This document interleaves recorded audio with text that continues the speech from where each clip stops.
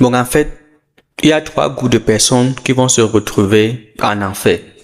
Le premier groupe, c'est ceux-là qui n'ont pas accepté Jésus, ils ne croient pas que Jésus est le Fils de Dieu, ils ne se soumettent pas à Jésus, ne servent pas Jésus. Ça, c'est le premier groupe. Le deuxième groupe, c'est ceux-là qui sont chrétiens, ils ont accepté Jésus, mais ils continuent de vivre dans le péché.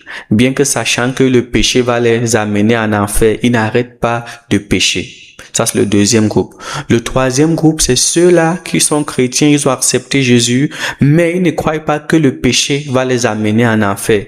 Ils croient que non, dès lors que tu es sauvé, tu as accepté Jésus, tu ne peux plus jamais aller en enfer. Si tu pêches beaucoup, Dieu va juste châtier ton corps et quand tu meurs, il va t'envoyer au paradis.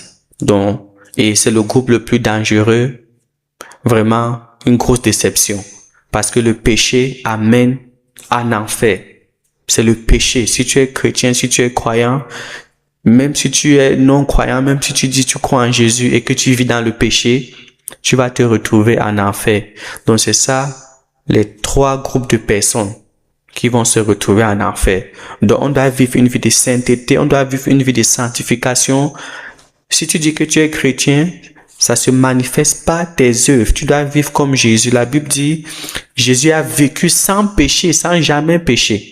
Est-ce qu'on peut vivre sans jamais pécher? Je ne pense pas. On fait toujours des erreurs ici et là. Mais on doit être conscient en tant que chrétien que le péché va nous amener en enfer. Jésus est venu, il est mort sur la croix pour ôter le péché du monde. Mais certains chrétiens croient que non, le péché ne va pas les amener en enfer parce que Dieu, lui, il aime ses enfants. Il va pas envoyer ses enfants en enfer, non. C'est toi qui choisis d'aller en enfer en vivant une vie de péché.